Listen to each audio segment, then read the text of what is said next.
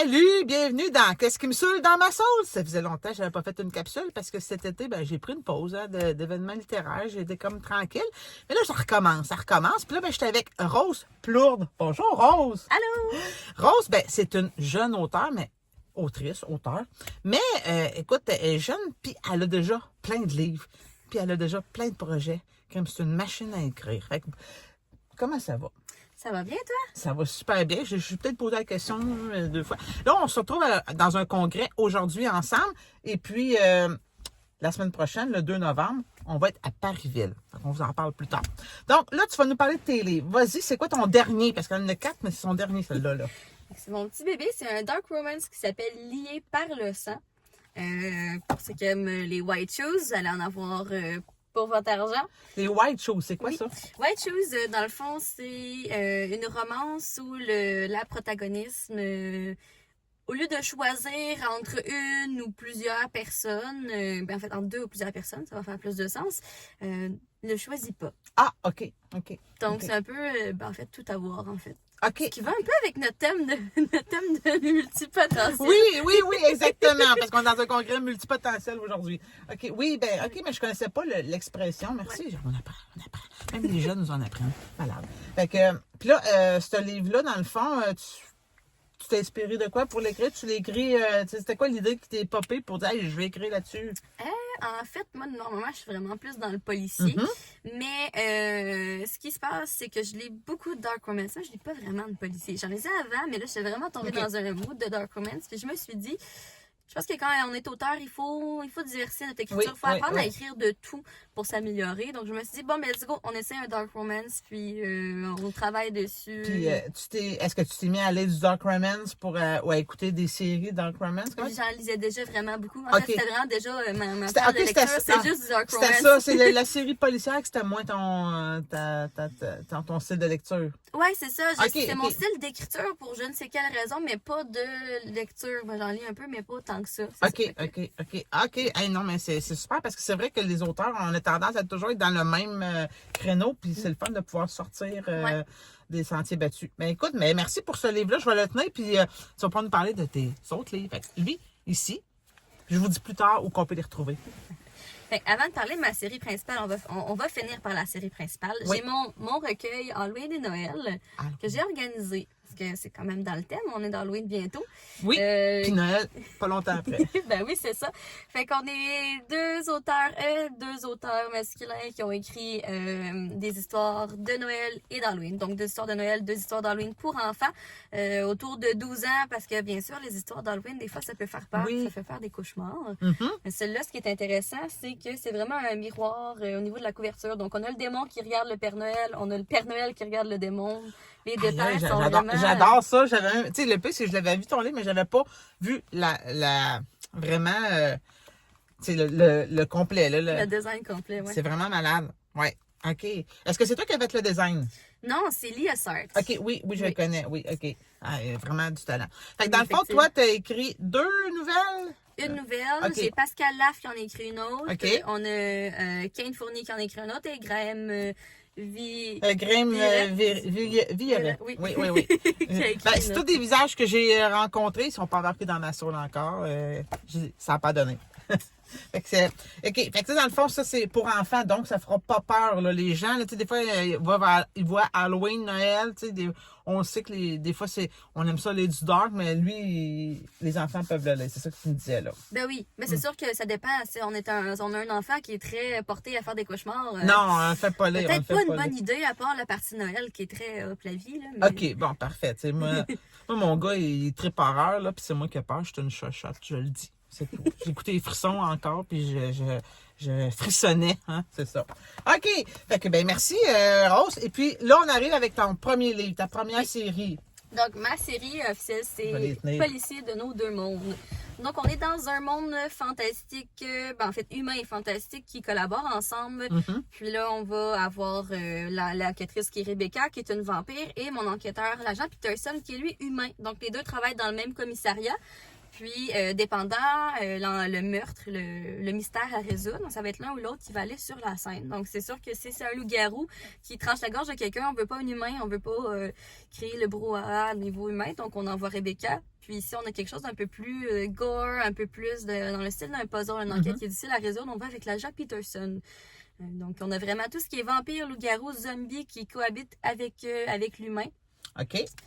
Sans que l'humain ait aucune idée qu'ils existent. C'est ça. Dans le fond, là, ça existe pour de vrai. On a des zombies qui errent, on a des loups-garous, on a des vampires, mais on le sait juste pas, c'est ça? Ben oui. C'est ça. Mais dans le fond, les zombies sont pas verts dans mon univers. Fait qu'ils fit assez dans le décor, ils ressemblent plus aux vampires. Puis, je sais pas si tu connais la trend par un moment, il y avait plein de gens qui mangeaient là, de la viande crue. Ben, moi, on n'a pas la même décennie, on n'est pas dans la même génération. Puis, dans le temps, ben, du steak haché, on mangeait ça cru. Tu sais, il y en avait qui mangeaient ça, ils mettaient du sel dessus, puis ils mangeaient ça. Mais aujourd'hui, on pourrait plus faire ça parce qu'avec la bactérie, c'est ça. Fait que, mais ouais. c'est revenu. Il y a des gens qui mangent cru. Mais le tartare, c'est cru. Mais même du steak, il y a des gens qui mangent vraiment tout cru, qui mangent ça sur les réseaux sociaux. Puis dans mon roman, par exemple, les zombies, on les connaît pour avoir commencé cette trend-là de manger cru. Bon, bien évidemment, il y a des gens qui les ont joints, mais tu sais, tout ce qui est cannibalisme, puis tout ce qui est manger cru, ben ça venait du zombie, en fait. OK. Puis là, toi, là, t'as tout trouvé ça dans ta tête? C'est comme, ça fait peur, hein, un peu. T'as trouvé ça dans ta tête? Oui. OK, mais comme t'as une belle imagination. Belle. Non, mais une grande imagination. Mais ça vient surtout de mon adoration pour les vampires. Étant hématophobique, ce qui veut dire que moi, je me goûte de sang, je me pique, puis je... Okay. Puis la seule à qui j'ai pu m'identifier depuis mon primaire, parce que à chaque fois que je me blessais, mes parents venaient me chercher. Votre fille, elle s'est grattillée le genou, elle est rendue qu'elle est blanche comme un drap, elle fait une chute de pression, il faut aller la rechercher. OK. Donc, j'avais vraiment personne pour m'identifier, à part Dracula dans mon tirage. Qui on dit le mot sang, fait pouf, elle s'évanouit, assez dramatiquement, elle voit du sang, elle s'évanouit. Donc, ça a toujours été, ça a commencé mon adoration pour les vampires. Puis, je me suis monté un monde où les vampires existent vraiment parmi nous. Parce que qui sait, peut-être que c'est vrai. Est-ce que tu aimerais être une vampire si, mettons, tu avais le choix? Oui, si on me posait la question, on me donnait le choix, moi, je quitte tout pour devenir une vampire. Puis, tu vis éternellement? Oui. À la noirceur, parce qu'au soleil, il brûle. Ben, dans mon monde, il brûle pas. On sait que dans les livres, il y a plein de livres, tu sais, de Twilight, le journal de vampire. Il y a plein de façons pour un vampire de skipper le fait de vivre dans le jour, là. Mais tu sais, ça, c'est l'imagination qui fait en sorte... La magie de l'imagination pour un auteur. Ouais. Maintenant, tu sais, elle est toute jeune, hein, comme vous pouvez voir. Elle a fait plein de choses. Elle a même voyagé. T'es allée où exactement pour tes livres? J'allais en France. En France, c'est malade. Oui. T'es allée où en France? J'ai fait un salon du livre à Toulon. OK. Et pourquoi tu t'es retrouvée en France? En fait, moi, j'ai de la famille, des amis en France. Donc, je me suis dit, bon, je vais aller voir ma famille et mes amis. Mais tant qu'aller voir ma famille et mes amis, on va aller faire un salon. Ben, pourquoi pas? Hein? Pourquoi pas? Ben, j'en ai vu un. J'ai postulé. J'ai été acceptée. Et voilà. Puis, est-ce que ça s'est bien passé? T'as-tu vendu beaucoup de livres? Vraiment. Mais moi, ce que je trouve vraiment drôle en France, c'est surtout les Français, quand ils voient qu'on est une Québécoise, parce que j'avais ma belle petite affiche rose auteur québécois. Une Québécoise! Oui, ils sont vraiment contents. Juste parce que j'étais Québécoise. Non, mais pour de vrai, ils sont vraiment contents. On est bien accueillis, les Québécois en France, pour de vrai. Mais c'est vraiment cool. Vraiment. Puis là aussi, tu as eu un autre projet cet été. Tu as décidé ça... de partir ça, un petit événement littéraire à Saint-Wenceslas. Oui. Fait que elle s'est dit, moi, je veux partir ça. Qui est intéressé? Moi, j'ai levé la main, bien évidemment. Fait que, ça s'est bien passé pour une première...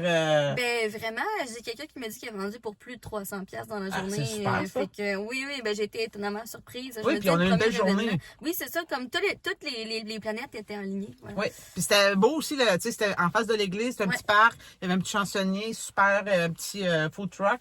Fait que là, tu as voulu tu veux refaire ça, là. Oui, absolument. Là, ça va être l'été prochain, mais elle n'a pas encore la date que tu me disais. Non, je me concentre sur le marché de Noël que j'organise à Saint-Wenceslas, qui est là, un marché juste artisan. T'as occupé. Ben après avoir organisé ça, la municipalité me dit hey, Rose, on a bien entendu parler de ton événement, puis là, est-ce que tu serais intéressée à organiser le marché de Noël? J'ai dit oui. Non, mais c'est fou. C'est ça, les auteurs, en fond, on s'entraide entre nous autres. Puis, tu sais, quand on voit ça, il y en a qui veulent s'investir parce que tu le fais bénévolement. Là, tu sais, organiser un marché, là, tu sais, quand tu décides de partir ça, là, c'est beaucoup d'heures. Tu es arrivé de bonne heure, installer les tables. Il y en a qui t'ont aidé, mais tu sais, c'est pas tout le monde qui aide non plus. Fait que, tu sais, vraiment, c'est une grande générosité de sa part. Et puis là, comme je disais, ben, si vous voulez vous procurer ces 4 livres, ben, dimanche prochain, ben, on s'envole à Parisville. Mais non, on s'envole pas, là. C'est proche de Drummondville, c'est à 1 heure, puis toi, proche de chez toi, c'est... Ça doit être dans un coin de 30-40 minutes. 30-40 minutes. Fait que c'est pas loin de... C'est dans le centre du Québec. C'est pas loin de Bécancour, centre du Québec, là. Tapez Parisville. C'est une ville que je connaissais pas. Puis, je suis allée la première année il y a 2 ans. Fait que c'est très sympathique comme endroit. Fait que venez nous voir. On va être là toutes les deux. Puis venez encourager la belle Rose ici avec ses 4 livres. Et là, Rose, tu connais le concept, qu'est-ce qui me saoule dans ma saule? Fait que je t'en ai parlé hier. Est-ce que tu as eu le temps de me dire qu'est-ce qui te saoule? Oui. C'est quoi? Moi, ce qui me saoule, là, c'est les gens qui ont quelque chose qui fonctionne pas, quelque chose qui leur dérange de quelqu'un, puis ils viennent pas en parler. Ah fait que oui. finalement, ils te boudent. Ils boudent ou ils en parlent, mais dans le dos, en catimini, en arrière de leur écran, ils sont comme anonymes. Mais tu sais, ils vont pas voir la personne direct pour dire ça me gosse. Tu peux-tu comme arrêter, s'il te plaît? J'aime pas ça. Fait que la personne fait ah, excuse, je voulais pas te faire de peine, je vais arrêter. Et voilà. Exactement. Ça serait si simple. La communication manque un peu. C'est ça. En fait, les gens qui n'ont pas de communication. Exactement. Communiquer. Regardez, la jeunesse demande de communiquer. C'est simple, hein? Voilà. Hey, merci Rose, puis je te souhaite des belles ventes aujourd'hui. Puis nous, ben, on se voit tantôt. Puis on se voit aussi dimanche prochain, le 2. C'est le 2 novembre en passant. Dimanche prochain, le 2 novembre. Fait que, ben, merci beaucoup. Merci à toi aussi. Bye. Merci. Salut.